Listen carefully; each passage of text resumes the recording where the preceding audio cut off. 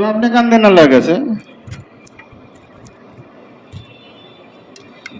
কত মানুষ এই কথা দ্বারা বুঝা আমলের উপরে উঠবে, তো আপনারটাও কবুল হয়ে যাবে ইনশাআল্লাহ, আপনারটাও কবুল হয়ে যাবে। এর মধ্যে এতগুলি মানুষ সবাই যদি আপনার জন্য, আপনি যে জন্যই আসেন দোয়া করে, তো কবুল হবে না ইনশাআল্লাহ? কবুল হবে, মাঝখানে ডিস্টার্ব দিয়েন না। তো বলতেছিলাম যে কথা, যে যে মজার সাথে ডাকা দরকার আল্লাহকে, সেটা অসুস্থ অবস্থায় পাওয়া যায় না। তো এই জন্য সুস্থতাকে আল্লাহ রসুল গনিমত, গনিমত কি জিনিস আগে বলছি। শরীয়তের ভাষায় গনিমত বলা হয় যুদ্ধলব্ধ সম্পত্তিকে। যুদ্ধের পরে মুসলমানরা বিজয় অর্জন করলে যে মাল, আর যে মাল পায় সে, এটাকে গনিমতের মাল বলে। গনিমতের মাল বলতে মুসলমান অন্য একটা অর্থ বোঝে, সেটা কি? বিনা পরিশ্রমে কোনো যদি হালাল মাল পাওয়া যায়, এটাকেও আমাদের বাঙালিরা বা মুসলমানরা গনিমত মনে করে, যে আমি গনিমত পাইছি। হ্যাঁ, গনিমত পাইছি। আমাদের দেশে তো এটা রীতি আছে, কেউ যদি গর্তের মধ্যে টাকা পায়, গনিমতের মাল পাইছি। তো এর অর্থ হইতেছে যে এটাকে খুব দামি মনে করা। সেই দামি কি? যে তোমার সুস্থতাকে দামি, তুমি দামি মনে করো। দামি মনে করার অর্থ কি দাঁড়াবে? নিজেকে কাজে লাগানো। কি লাগানো ভাই? কাজে লাগানো। আমি আপনাদের কাছে দীর্ঘ সময় যাবৎ বয়ান করতেছিলাম যে আমরা আল্লাহর থেকে দুনিয়াতে সৃষ্টির দ্বারা আসি, অর্থাৎ আল্লাহ আমাদেরকে সৃষ্টি করছে এবং আমাদের ফিরে পৌঁছাতে হবে আল্লাহর কাছে। সুম্মা তুরজাউনা ইলাল্লাহ। এই মাঝখানে এই সময়টাকে আল্লাহ হায়াত নাম দিছে। এটা নাম কি দিছে ভাই? হায়াত, জীবন। জীবন মানে যার মৃত্যু নাই। জীবন মানে পানি দিয়ে, জীবন যার চলবে না, বন্ধ হয়ে যাবে। আল্লাহ যে আমাদেরকে সৃষ্টি করছে, আমরা কি মারা যাব না থেকে যাব? মারা যাব না।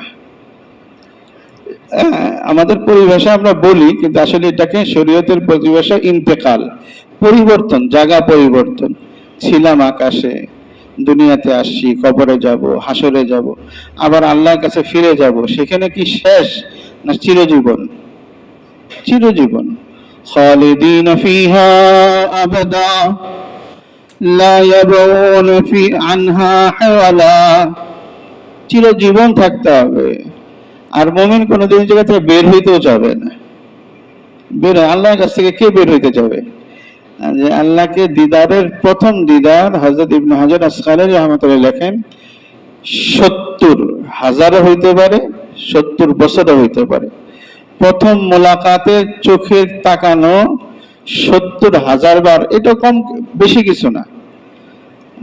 আল্লাহকে দেখবে যে মুমিন জান্নাতে কোন সময়? ফাইযার রাব ইয়ারফা হিজাবা, আল্লাহ তাআলা তার নূরের পর্দাকে সরায় দেবে।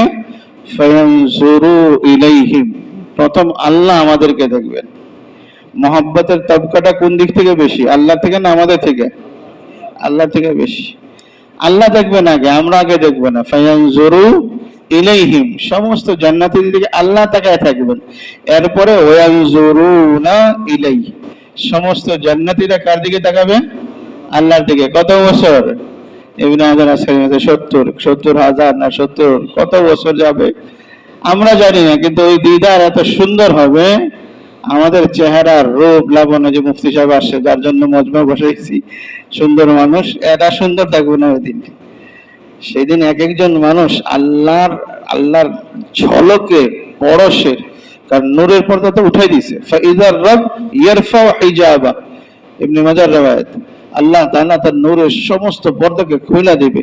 তো সেই খোলা পর্দার নূর যখন আমার আপনার কালো চেহারার মধ্যে আল্লাহর নূরের একটা ছিটা আসবে, এত সুন্দর হব আমরা, আমাদের ঘরের মানুষগুলো আমাদেরকে চিনবে না, চিনবে না, এত সুন্দর হব।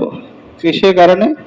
আল্লাহর ওই জালওয়া, আল্লাহর নূরের একটা ছিটা লাগার কারণে। তো ওই জান্নাতে যে আমরা ফিরে যাব, আমাদের বের হইতে মনে চাবে না।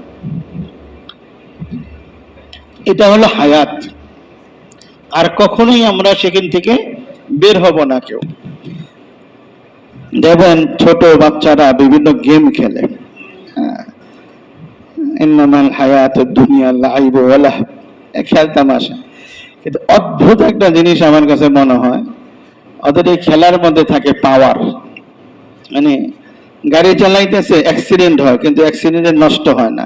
একটা কিছু নেয় তা আবার শক্তিশালী হয়, একটা কিছু নেয় তা আবার শক্তিশালী। গাড়ি পরে এত স্পিডে চলে, মনে হয় যে ওরা রকেটের থেকে স্পিডে চলতেছে। এই যে একটা ফিলোসফি ওদের মাথায় ঢুকাইছে, এটা ওরা শয়তানি করে ঢুকাইছে, এটা ওরা শয়তানি করে ঢুকাইছে বাচ্চাদের জেহেনকে নষ্ট করার জন্য। কিন্তু মৌলিক বিষয় কিন্তু এটাই, আল্লাহ যে হায়াত দিয়ে দিয়েছে, এই হায়াত নষ্ট করার মতো না। এই হায়াতকে নষ্ট করা যাবে না, এটাকে পাওয়ার, শক্তি যোগাইতে হবে। হায়াতই তো পাওয়ার। এই শক্তি যে জোগাড় করবেন, সেই শক্তিটা কি? শক্তিটা কি? আল্লাহ নবী সাল্লাল্লাহু আলাইহি ওয়াসাল্লাম দোয়ার মধ্যে বলতেন, ওয়া ইলাইকা ইয়া রাব্বি ফাহাব্বিবনি। আল্লাহ রাসূল আল্লাহর কাছে দোয়া করতে, আল্লাহ আপনার কাছে আমার মহব্বতকে বাড়ায় দেন। ইলাইকা, আপনার কাছে আমার মহব্বতকে বাড়ায় দেন, মানে আল্লাহ আপনার কাছে বানান, কাছে করে দেন। মানুষের মধ্যে যত আল্লাহর কাছে হওয়া বাড়বে, তার লাইফের, তার জীবনের শক্তি তত বাড়বে। বাস, এটা ডাক্তারি শাস্ত্র দিয়ে বোঝানো যাবে না, এটা সায়েন্টিস্টদের থিসিস দিয়ে বোঝানো যাবে না, রাজনীতিকদের ক্ষমতা দিয়ে বোঝানো যাবে না, অর্থওয়ালাদের অর্থ দিয়ে বোঝানো যাবে না। এটা বুঝবেন আল্লাহওয়ালাদের কাছে বসার দ্বারা। আমি আপনাদেরকে এক ঘটনা শুনেছিলাম। আমার ওস্তাদ মুফতি মাহমুদুল হাসান গঙ্গোহী রহমতুল্লাহ আলাই, মুফতি আজম বলা হয় দেওবন্দে, আমরা শেষ বছর পাইছি। হুজুরের 96 বছর বয়স। হজর সফর থেকে আসলেন, হুইল চেয়ারে বসা,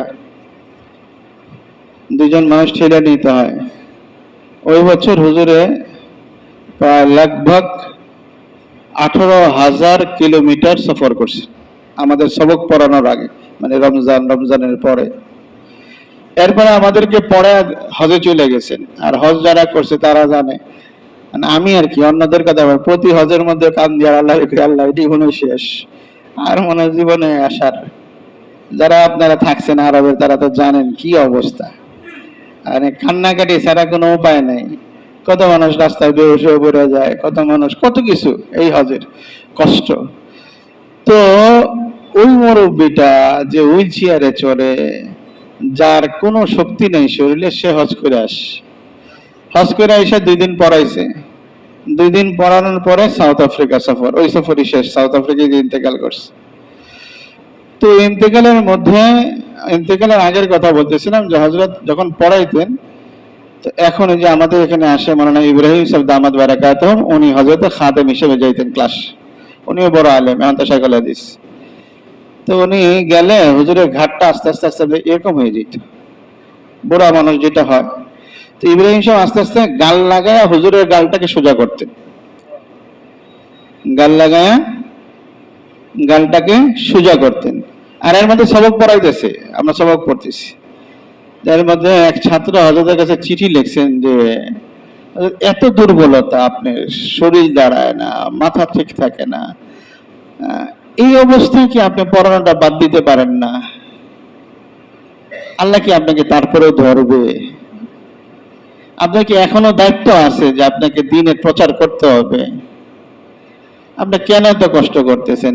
দেওবন্দ মাদ্রাসার মধ্যে এত বড় বড় আলেমরা আছে, একজনকে দিয়ে দেন, সেও খুশি হবে, আর আপনার কিতাব পড়াবে। এটা তো হযরত জবাব বললেন कि ये भी अल्लाह का एहसान है कि मुझ जैसे नालायक को इस सबक पर बैठा दिया।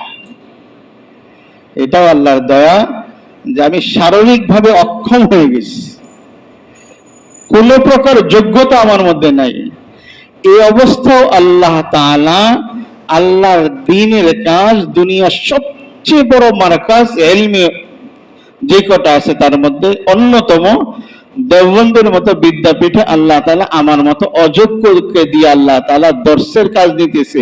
এটা আল্লাহ তাআলা বড় ইহসান।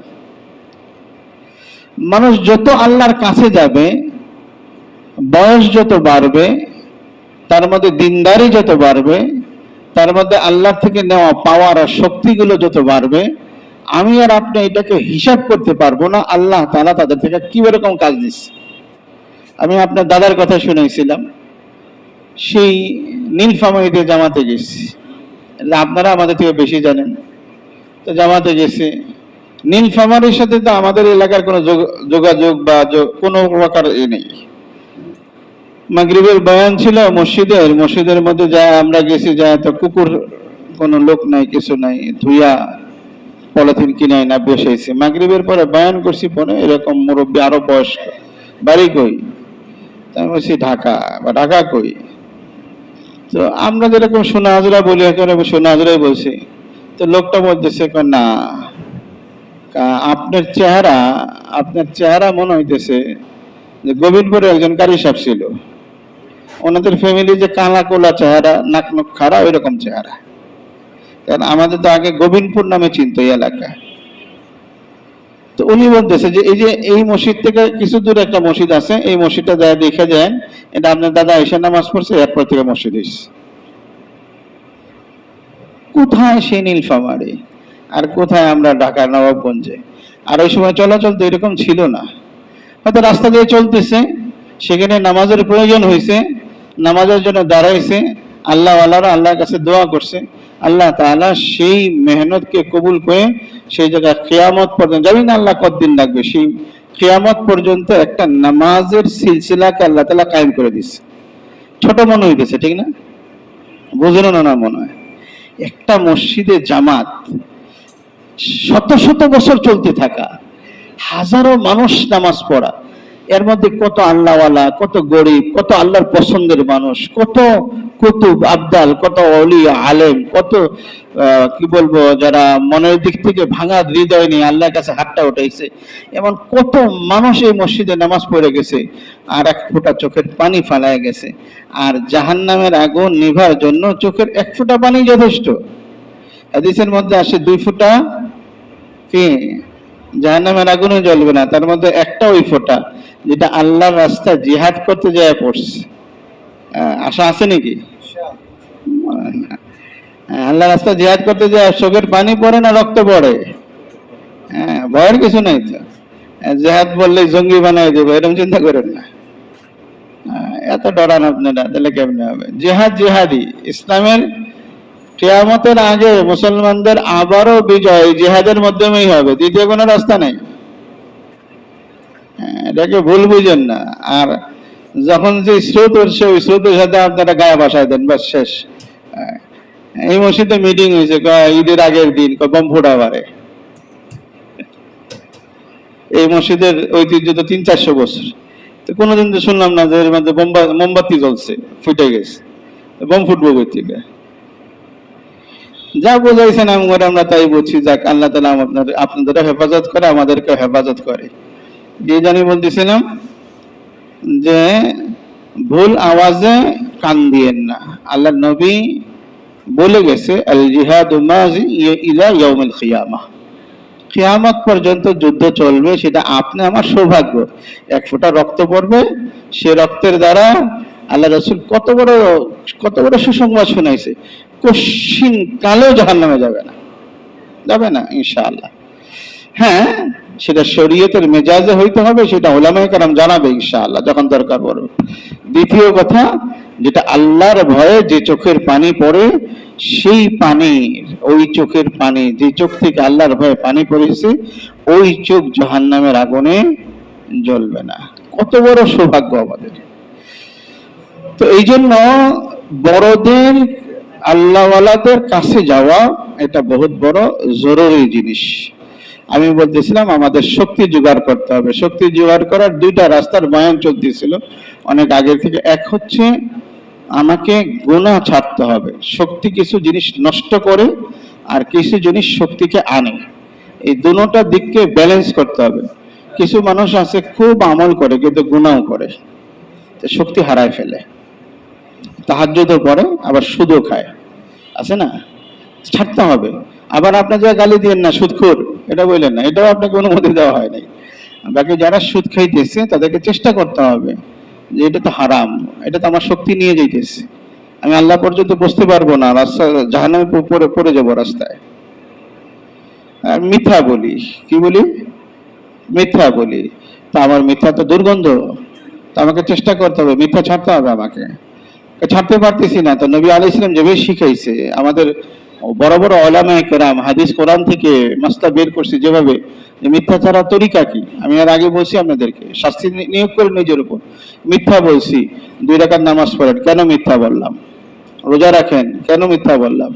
সদকা করেন, হ্যাঁ, আর সদকার কথা বললে তো মুসলমান বড় সমস্যা। বিয়ে বাড়িতে 40 লাখ টাকা খরচ হয়, এখন শুনি আর কি। এই কিছু 2-1 দিন আগে আমার সাথে একজন দেখা করছে, 40 লাখ টাকা খরচ। আমি মসজিদ বানাই দিতে একটা 40 লাখ টাকা দিয়ে, তোর মেয়ের নামেই বানাই দিই, কি তো সমস্যা? শয়তানে ধরছে উম্মত রে। 40 লাখ টাকা বিয়ের খরচ, আপনি হিসাব করছেন? হুজুর আমার আসতে অসুবিধা কি? আপনার আসতে খবর আল্লাহ খরচ করতে বলছে কিনা। যাক, সেদিকের আলোচনা ভিন্ন। আমাকে মিথ্যা ছাড়তে হবে, মিথ্যা ছাড়তে হবে। মিথ্যা ছাড়তে পারতেছি না, তো শাস্তি নিয়োগ করেন নিজের উপর। শাস্তি ছোট ছোট পছন্দনীয় শাস্তি আছে, অপছন্দনীয় শাস্তিও আছে। তো মনটা যত কঠিন, শাস্তির তীব্রতা এরকম হইতে হবে। হযরত থানবী রাহমাতুল্লাহ আলাইহির কাছে একজন ভুল করছে, তারা জিজ্ঞেস করছে, এই তোমার কি শাস্তি হওয়া দরকার? তো উনি বলছে যে, হুজুর আমি মাদ্রাসা মসজিদের বাথরুম পরিষ্কার করে দেব। কারণ শয়তানি পাইছে, শয়তানি পাইছে। তো ওই আলেম আশ্চর্য হয়ে গেছে যে বড় হুজুরের কথা বললো। হ্যাঁ, তুমি বাথরুম পরিষ্কার করবার মনে মনে করবো আমি অনেক ভালো মানুষ, আমি মানুষের বাথরুম ধুয়ে দিই। আরে শয়তানি, তাহলে কি করবো হুজুর? তুমি আরেকটা বলো, হুজুর তাহলে মুসল্লিদের জুতা ঠিক করে দেবো। এটা তো আরো বড় শয়তানি। মনে মনে বলবা যে দেখছো আমি কত ভালো, মুসল্লিদের জুতা পরিষ্কার সোজা করে দিতেছি। শেষে ওই মৌলানা সাহেব হযরত থানবী রাহমাতুল্লাহকে বলতেছেন, হুজুর আপনি ঠিক করে দেন কি করবো? তোমার শাস্তি হইলো যখন আজান হবে, সমস্ত মুসল্লিরা মসজিদে ঢুকবে, ছাত্ররা মসজিদে ঢুকবে, আর পুরা বেডিং নিয়ে তুমি বেরিয়ে যাবে। বেডিং নিয়ে কেন? এখন তোমার মন তিরস্কৃত হবে, মন বলবে হ্যাঁ দেখছো কত ছাত্ররা আমরা দেখতেছে আমি অন্যায় করছি। এখন তোমাকে মন বলবে না যে আমি ভালো কাজ করতেছি। তো ওই লোক তাই করছে, আলহামদুলিল্লাহ। পরবর্তীতে বহু জগৎ বিখ্যাত আলেম হয়েছে, জগৎ বিখ্যাত আলেম হয়েছে। তা আমার মধ্যে যে দোষ, সেই দোষটাকে দূরে সরানোর জন্য আমাকে অবশ্যই আমার এই চিকিৎসা করতে হবে। সেটা ভিন্ন ভিন্ন রকম আসবে। যেমন বললাম, নামাজ নিজের উপরে নেওয়া, রোজা নেওয়া, দান করা, সাদাকা করা জরুরি জিনিস। সাদাকা এমন জিনিস যে মানুষের জীবনের বিভিন্ন পর্যায়ের সমস্যাগুলোকে, সেটা ইহকালিক হোক বা পরকালিক হোক, এই সাদকার মধ্যে সুপার পাওয়ার আছে যে মানুষকে পরিবর্তন করে দেয়। এবং আমাদের উস্তাদ বলতেন যে সৎকা বলে না, যেহেতু বাঙালিরা সৎকা বোঝে না। বাঙালিরা সৎকা মনে করে এটা একটা খারাপ খোরাক টাকা। মানে আল্লাহকে দেওয়া জিনিসটা কি? আল্লাহকে দেওয়া। আপনাদেরকে আগেও বলছি যে আমরা যখন এমপি সাহেবরা আনি, তো তাদেরকে অনেক খানা দানা খাওয়াই, মেহমানদারি করি। তো এমপি সাহেব খুশি হয়, বলে যে আপনাদের কি দরকার? তা গ্রামের একজন মানুষ কয় রাস্তাটা ভাঙ্গা আছে হুজুর। এমপি সাহেব বলে ঠিক আছে, রাস্তাটা করে দিব, বাস শেষ। এখন তার কাছে কোনো প্রস্তাবও দিতে হয় না, বরঞ্চ সে স্বেচ্ছায় আপনার কাছে জানতে চায় আমি কি দিব তোমাদেরকে। আরেকটা সুরত আছে হইতেছে, এমপি সাহেব আপনি রাস্তা করে দিবেন, আপনার 50 লাখ টাকা দিব। এটাই তো চলছে 15 বছর যাবত। বুঝেন এই কথা? সবকিছুর কমিশন। যাক, সুন্দর কোনটা? সুন্দর তো ওইটাই যে আপনি খুশি করবেন, আপনাকে খুশি করবেন। ঠিক আল্লাহর ব্যাপারেও তাই, আল্লাহকে আপনি খুশি করেন, মাল্লাহুল মাওলা ফালাহুল কুল। আল্লাহ খুশি হয়ে যাবে, আপনার সমস্ত অবস্থা হল। এখন আল্লাহ ডাকবে, বান্দা কি চাস? আল্লাহ ডাকবে, কি চাস? আল্লামা ইকবাল রহমতুল্লাহ এই কবিতায় বলছে, খুদ কো ऐसा बना लो कि खुदा आके पूछे तेरे मर्जा क्या है। নিজেকে যোগ্যতার দিক থেকে এতটা উন্নত করো যে আল্লাহ জিজ্ঞেস করবে তুমি কি চাও। তারিখে খুলাফা আরবি আল্লামা সুয়ুতি রহমতুল্লাহ একটা কিতাব, এই কিতাবের মধ্যে একটা হাদিস আছে।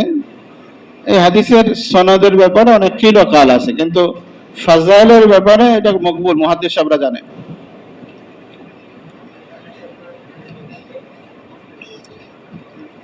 ফজরের নামাজে হযরত আবু বকর সিদ্দিক রাদিয়াল্লাহু তাআলা আনহু মসজিদে আসেন।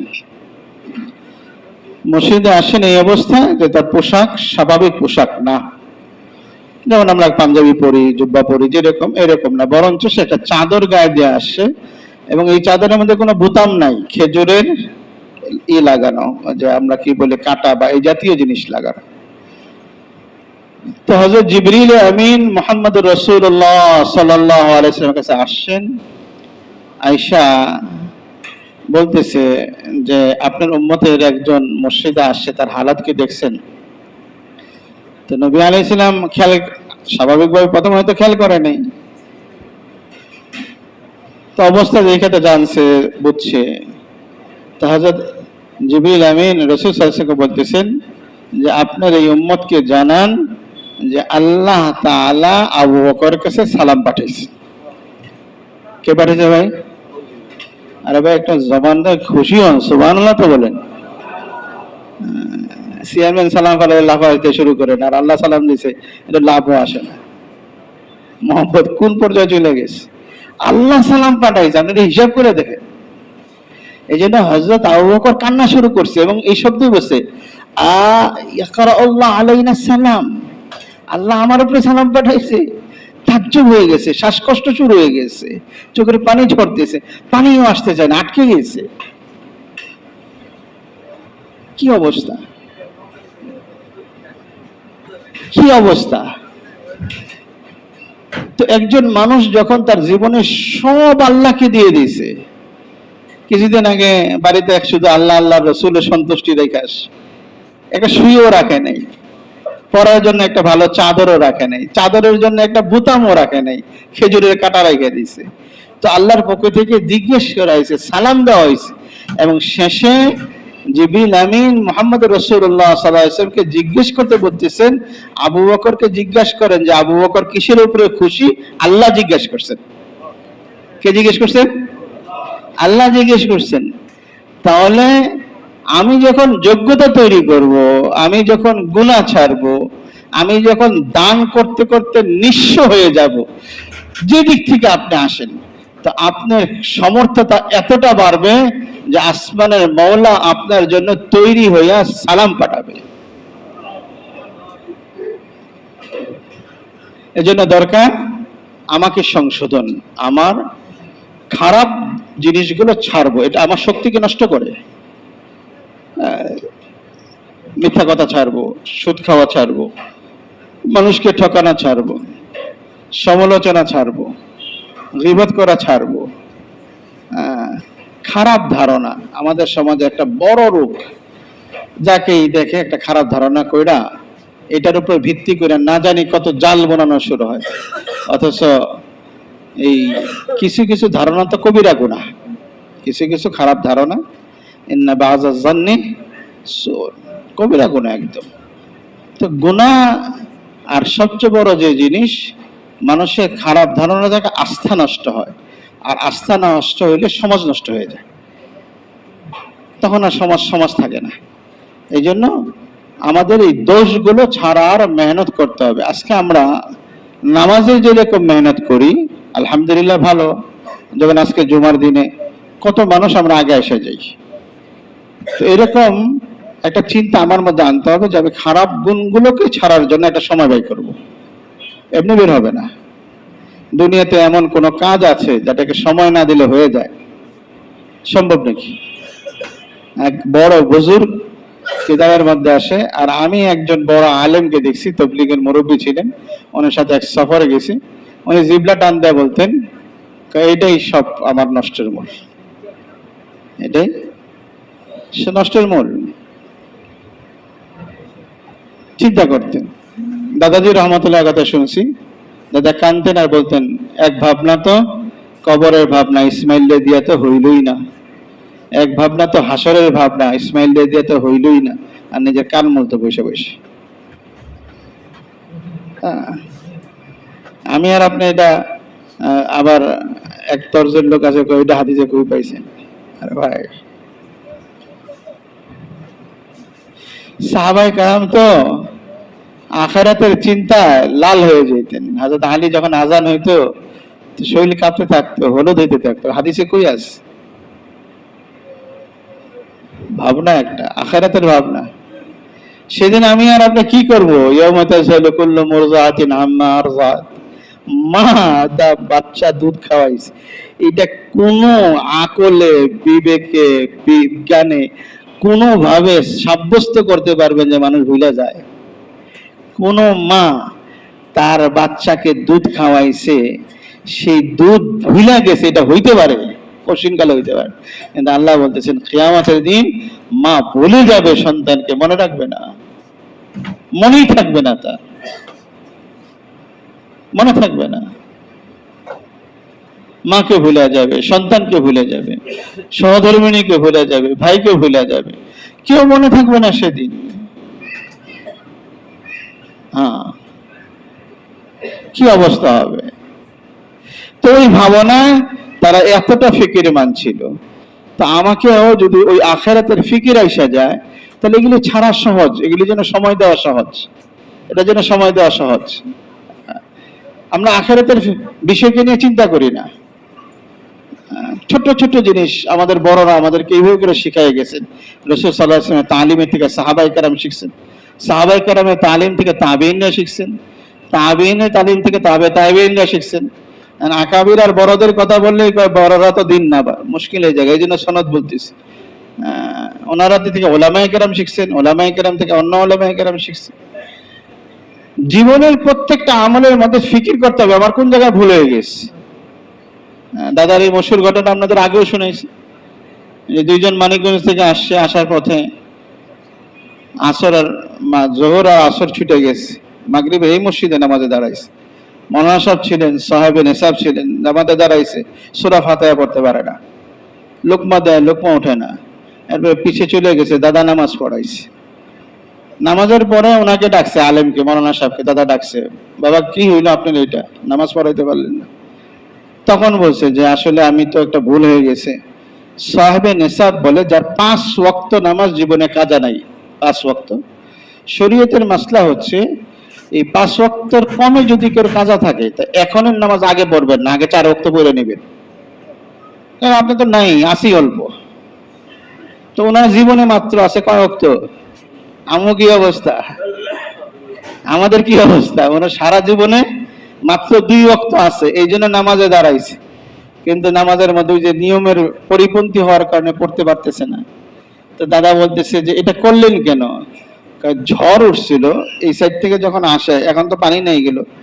আমরাও ছোট সময় দেখছি যে ঝড়ে আমাদের আব্দুল মান্নান সাহেব মারা গেছেন, উস্তাদ আমাদের অনেকেই পড়ছেন, সোনাদের মাদ্রাসা শিক্ষক ছিলেন, আল্লামা বিন রহমাতুল্লাহ ছাত্র ছিলেন। এই ঝড়ের মধ্যে, পানির ঝড়ের মধ্যে ডুবে মারা গেছে। তো এই সময় নৌকা কন্ট্রোল করা যাইতো না, তো নৌকা কন্ট্রোল করবে না নামাজ পড়বে, ওই ঝড়ের মধ্যে সে আইসা গেছে, আইসা মাগরিবের সময় নামছে। তো এই জন্য 2 ওয়াক্ত নামাজ কাজা হয়েছে। তো দাদাজি রহমতুল্লাহ আলাইহি ওই আলেমকে বলতেছে, শোনো তাহলে একটা কাজ করো, দোষটা আমার, আমি দুনিয়াদার, আমার এখানে আসতে যায় যখন নামাজ কাজা হয়েছে, তা আমি ভালো লোক না, আমাকে আগে শাস্তি দাও। দেখেন তালিম কিরকম। আসলে তো নিজের শাস্তির বিষয় না, বিষয়টা হলো যে তার কাছে আসে তার দিলের মধ্যে ঢোকানো যে কোনো অবস্থায় ছাড়া যাবে না। কিন্তু সেটা এই পরিমাণ স্তরকে উন্নতি করছে, যেহেতু ওই আলেমের কাছে দাদা অনেক বড় মানুষ ছিল, এই জন্য বলছে আমার একা শাস্তি দাও। এখন আমি কি বসছি কিনা যে আমার মিথ্যা হয়ে গেছে, ধরে নেই আজকে আমি একটা মিথ্যা বলছি, আমি একটা গুনাহ করছি, আমরা সবাই গুনাহগার, ছোট মোটো গুনাহ কেউ বাদ দিই না, সবার মধ্যে ইমাম বলেন, মুয়াজ্জিন বলেন, মুসল্লি বলেন, আসেই যায়, আমরা বনি আদম। তো এখন আমি উত্তম কখন? যখন আমি বসবো যে আমার এই গুনাহ হয়ে গেছে, ছাড়ার উপায় কি, আস্তাগফিরুল্লাহ পড়ছি কিনা, এটা চোখের পানি ছাড়ছি কিনা, 2 টাকার নামাজ পড়ছি কিনা, 2 টাকা সদকা করছি কিনা, আমি উপরে উঠছি কিনা, এটার জন্য সময় যদি না দেই তাহলে কেমনে হবে ভাই? এবং শরীয়তের হুকুমও যে এই সমস্ত কাজের জন্য আলাদা আলাদা হইতে বলছে। আমি আর যাইতেছি না, লম্বা করতেছি না। দাওয়াত দিয়ে আনছি মুফতি সাহেবের নামাজ পড়ানো, নামাজ খারাপ, বয়ানে বসি তো পুরাটাই আমি খাই ফেলছি, যাক মুফতি সাহেব নামাজ পড়াই দিব, অসুবিধা নেই। আমাদের আল্লাহ, যাক, আমার কথা হইতেছে ভাই যে আমাকে শক্তি অর্জন করতে হবে এই হায়াতের, আমি যেন রাস্তায় পড়ে না যাই, জাহান্নামে পড়ে যাই। শক্তি অর্জনের দুইটা মাধ্যম, যেটা শক্তি নষ্ট করে অর্থাৎ খারাপ গুণগুলো, এগুলি ছাড়তে হবে আমাদের খুঁজে খুঁজে আস্তে আস্তে ইনশাআল্লাহ, একটা একটা করে ধরে ধরে করবো ইনশাআল্লাহ, সবগুলো একবারে পারবো না। আর পাওয়ার ব্যাটারি চার্জও দিতে হয়, এই জন্য ইবাদত গুলো, রোজা অনেক শক্তিশালী। রোজার মধ্যে তো এমন শক্তি যে খারাপ কাজগুলো ছাড়া দরকার এটাকেও ছাড়ার শক্তি আল্লাহ তাআলা রোজার মধ্যে দিয়ে দিছে। অনেকবার আপনাদের কাছে বলা হয়েছে, আল্লাহ রাসূল সাল্লাল্লাহু আলাইহি ওয়াসাল্লাম বলছে, ইয়া মাশারাশ শাবাব মান ইসতাতা মিনকুমুল বাআ ফালইয়াতাজাওয়াজ, হে যুবকরা, বিবাহ শক্তি থাকলে বিবাহ করো, যদি বিবাহ শক্তি না থাকে তাহলে কি করো? শেষে চলে যেতেছে মাঝখানে হাদিস বাদ, তো সে কি করো? ফালিয়াসুম, রোজা রাখো। কেন? আল্লাহ নবী বলতেছেন ফাইন্না ফিহি ভিজাউন, রোজার মধ্যে আল্লাহ তাআলা এমন একটা শক্তি দিছে, মানুষ যখন রোজা রাখে তো তখন মানুষের যত কুকামনা, খারাপ কামনা, খারাপ শক্তি, এটা দলিত হয়, সেটা এটার উপরে পা দেয় কেমন যেন পিছলানো হয়, কোচলানো হয়, তো শক্তি তৈরি হয়, খারাপটা নষ্ট হয়, ভালো শক্তি উন্নতি হইতে থাকে। তো রোজা রাখলে মানুষের নেক কাজ করতে আনন্দ লাগে, এই জন্য আমরা রোজা রাখবো, ভালো কাজ দ্বারা শক্তি নিব, পারবো না ইনশাআল্লাহ। আল্লাহ তাআলা তৌফিক দান করেন। সুন্নত পড়ে নিই, সুন্নত পড়ে ইনশাআল্লাহ মুফতি সাহেব নামাজ পড়াবেন এবং আমাদেরকে নিয়ে দোয়া করবেন ইনশাআল্লাহ।